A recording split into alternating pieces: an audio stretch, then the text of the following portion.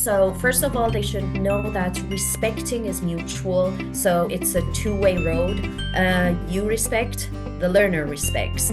Well, you are so much motivated to run your own academy, education program. So how do you want to complete your goal? Passionate, caring, knowledgeable, and alongside knowledge and education, it's very important for a teacher or an educator to touch hearts. So how much difficult for you in Uzbekistan to teach English because their natives Uzbeki definitely are not familiar with the English.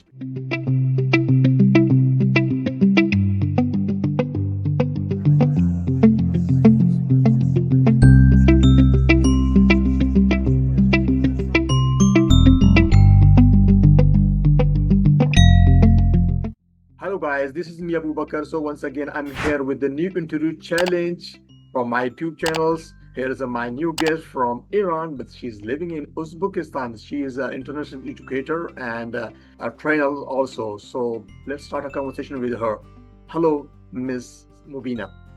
Hello, nice to meet you, and it's a pleasure being here. And it's lovely to talk with you. Okay, just introduce yourself, our viewers. Where are you from originally in Iran, and when you start your journey as an education trainer? Sure.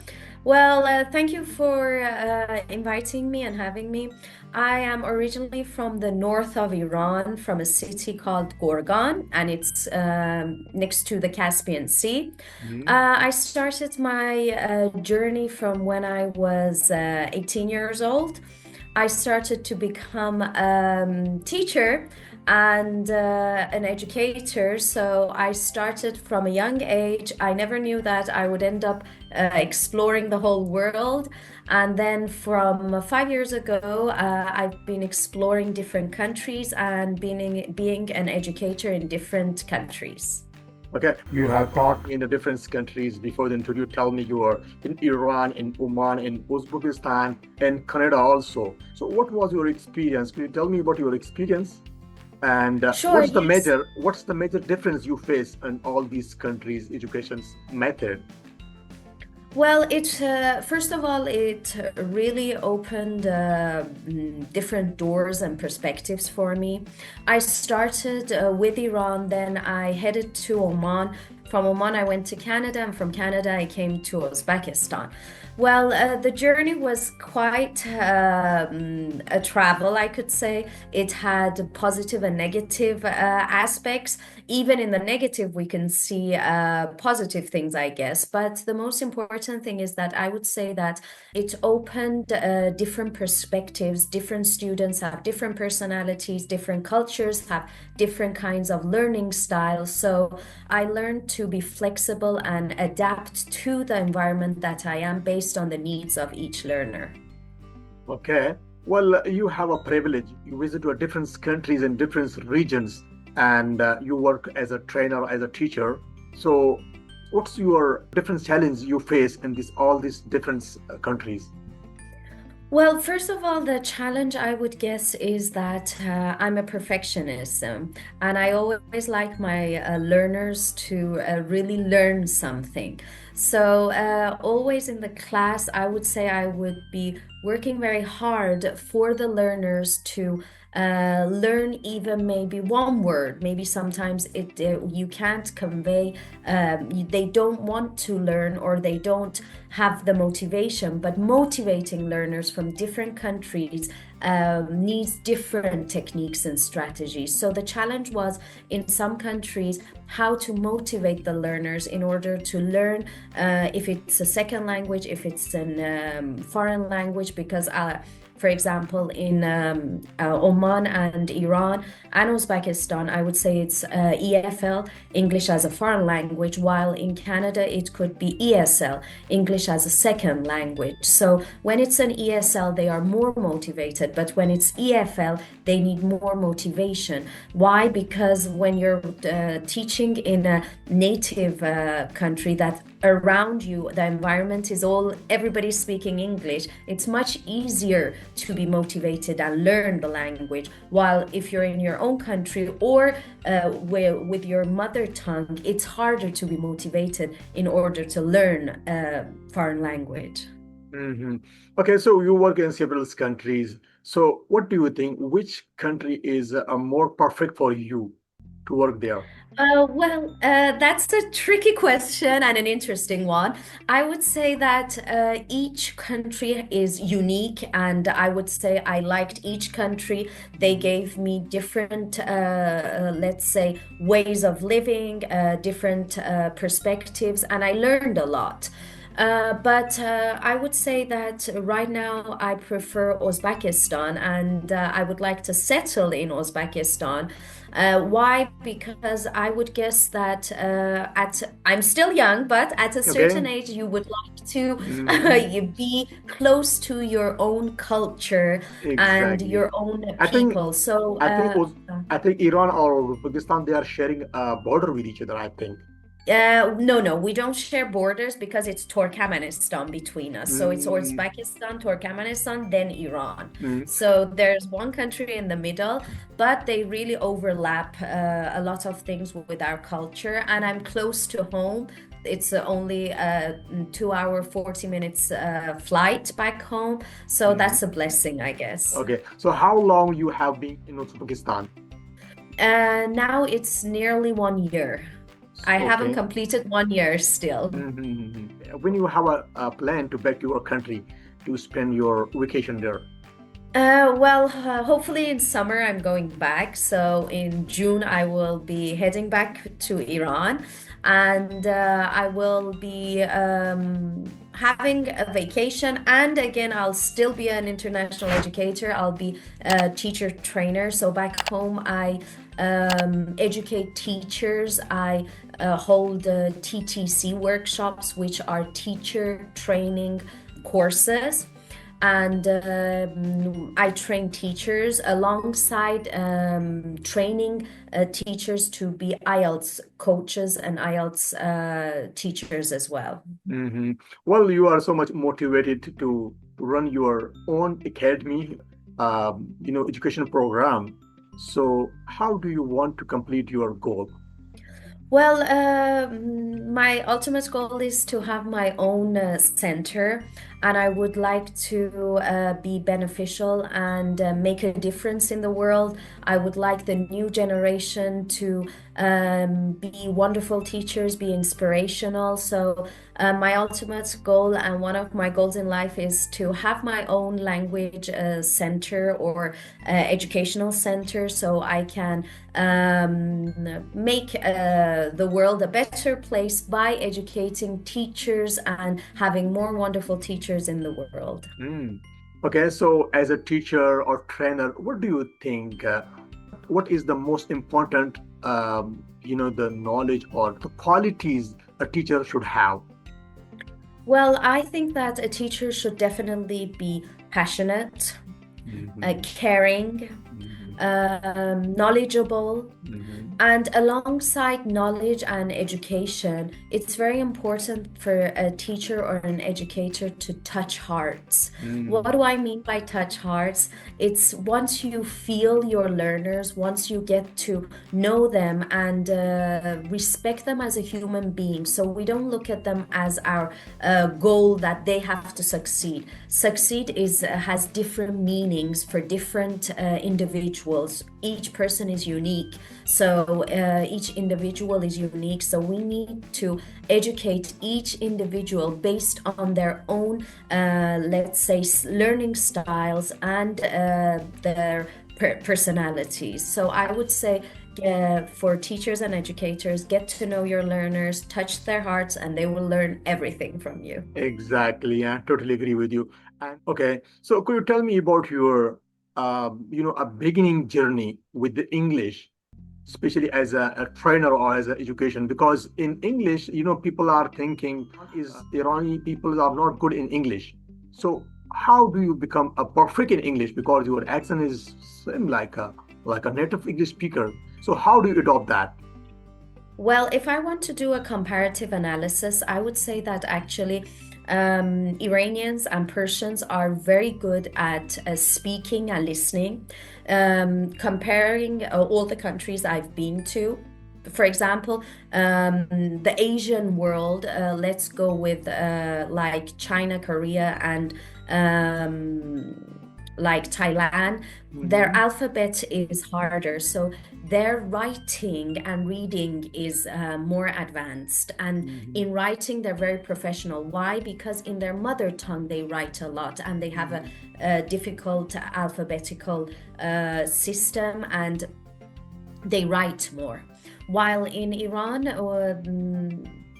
listening and speaking is very well developed because they watch and listen to a lot of music, a lot of movies, a lot of series. So that's why the fluency in speaking and is much more. Now, I would say for myself, I'm native like because, well, my acquisition part, I grew up in England. So I had the Oh, privilege when I was a child to live in England for nearly 9 to 10 years. And then when I came back, I continued English, and my parents wanted me to continue. So I went to English institutes, and then I got accepted at university. I got my bachelor, my mm-hmm. master's teaching English as a to speakers of other languages. So I just melted in into English, and I guess most of my life I've been talking in English and practicing and preaching and coaching in English. So that's why Mm-hmm. I guess I have a native like accent. Okay. But I would give one tip to all learners is that the more you listen, the more you can speak well. So anything in English that you listen will help. Exactly. Well, this is the, I think this is the main thing. You are live in the England, so that's why you adopt.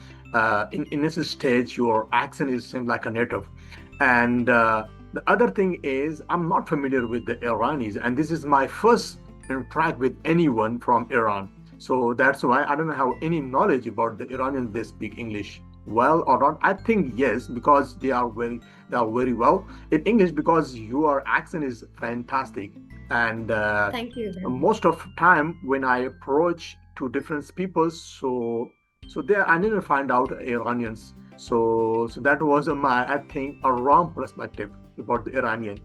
So okay, Thank let's move to some another question. So what do you think, what is the most important things or important knowledge for the English learner? They focus on that when they start his career in education. Well, if they want to continue their education in English, the most important thing is that they have to practice all skills together. So, if let's say a student wants to go abroad or they're studying, the most important thing is that they have to learn language skills, and it's reading, writing, speaking, listening. So all four skills together, and they're not separated. The more you listen, the more you can speak. The more you read, the more you can write. So I would say listening and speaking are connected to each other, and reading and writing are connected. So we should have in mind that as the proverb always says, practice makes perfect. It really does. Exactly.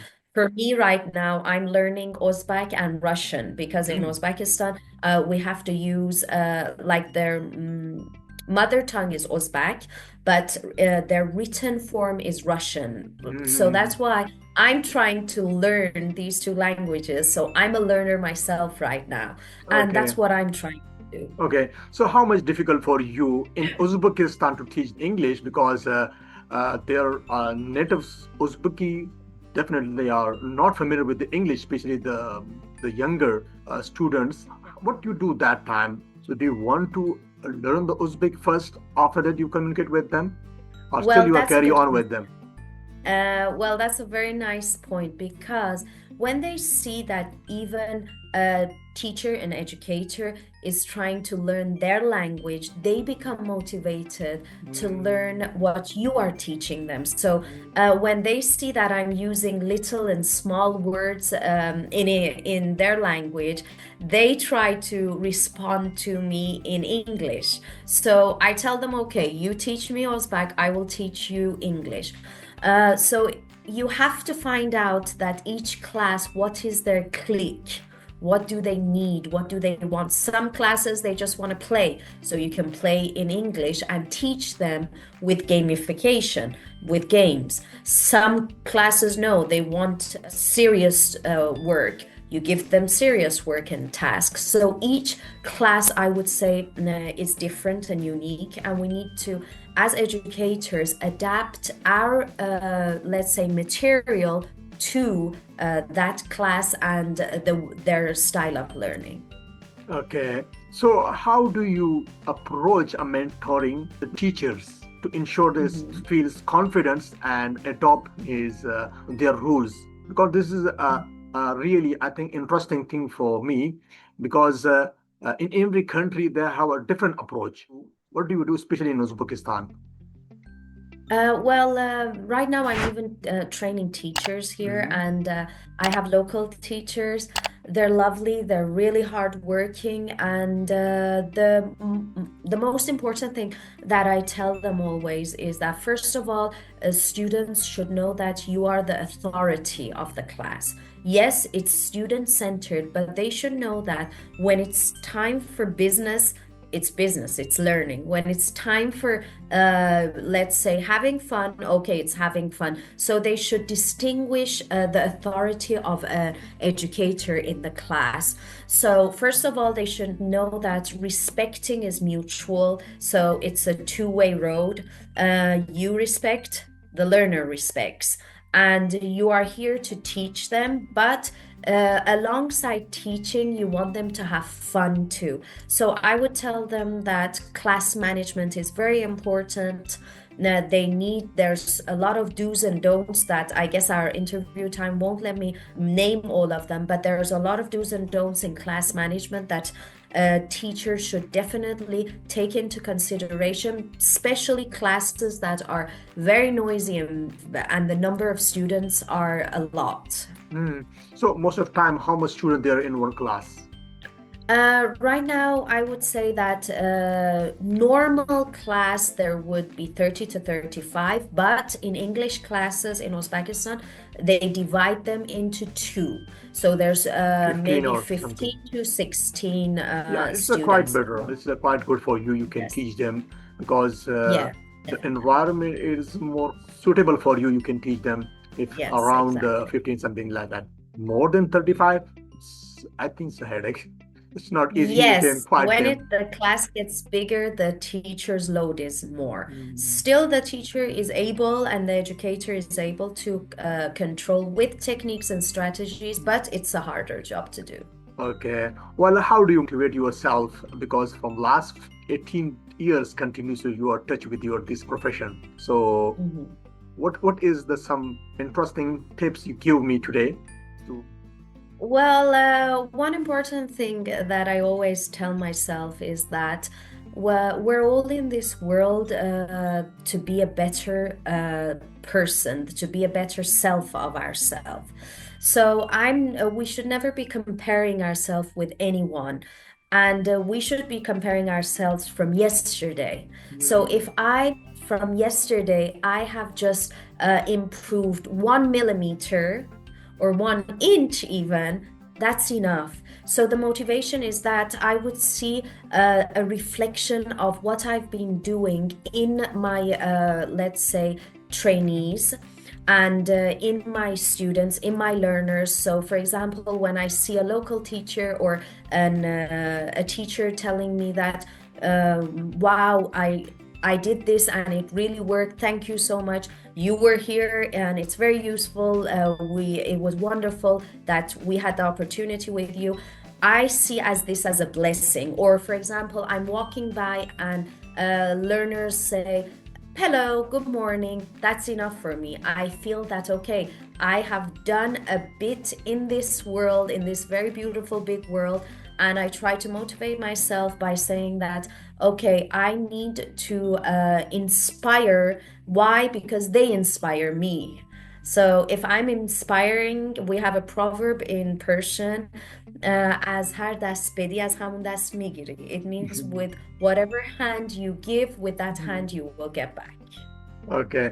Well, okay. If you get a chance to change one thing in education so globally, so what would it be? I would change the issue of giving the chance of education to everyone. So there's Mm, some countries and there's some places that education is, some people are not exposed to education. They can't mhm. study. They don't have that, let's say, Yeah. economical Yeah. situation. So I Different would classes there, and they say that, can the government just approach those classes. They are more financially. They are they are stable, so they can easily adopt the education. His children they easily go to university or some. But for the normal people, for those people, they didn't have enough resources, so they didn't go to a perfect college or school. So that's the biggest reason. Yeah. yes. I would Uh, say that everybody should have the right to yeah. choose to study and have Yeah, what they education. want in future, what they want to become, join his future. So definitely they gave a chance to complete his education in perfect way. Yeah. Okay, so finally, what message would you give to those students? They want to start his career, and they are knocking his career as a teacher. I would say that never give up, have faith, have a smile on, and spread kindness, because whenever there's tough roads, there's challenges in life, but we should never give up and just continue and just have the inspiration that one day behind the really tough curve, you'll have a beautiful scenery. Okay, thank you so much, Mubina, for your this time. And this is really interesting for me. You're I learned a welcome. lot of things because you have wide experience all over the world. You are communicating with the Omanis, Iranis, and Canadians, and England also because you are initiating life the 9th year, I think. Okay, thank you so much for your time. And we have You're a few welcome. minutes. Do you want to say something on the last moment for our viewers? No, thank you very much for inviting me to this interview, and it was a pleasure talking to you. I hope one day the world will be a beautiful place for everywhere, for everyone. No wars, no challenges, and everybody will live in peace together and enjoy this beautiful world that the Creator has made. Thank you so much once again for your time, and You're bye bye welcome. from my side. Bye bye. Thank you. Bye bye.